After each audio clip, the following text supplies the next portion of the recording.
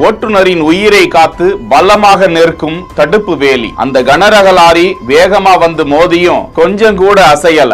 தடுப்பு வேலினா இப்படி அமைக்கணும். குஜராத்தின் பனஸ்கந்தா அம்பாஜி அருகே திரிசுலா காட் பகுதியில் தேசிய நெடுஞ்சாலையில் அந்த மலை வழி சாலையில் வளைவு பகுதியில் கனரக லாரி ஒன்று லோடு ஏற்றிக்கொண்டு வேகமாக வந்த போது கட்டுப்பாட்டை இழந்து சாலை வளைவில் தடுப்பு வேலி அமைக்கப்பட்டிருக்க அதில் மோதி அந்த தடுப்பு வேலியை கடந்து சென்று விழுந்து விடாமல் தடுப்பு வேலி தடுத்து கம்பீரமாய் நிற்கிறது.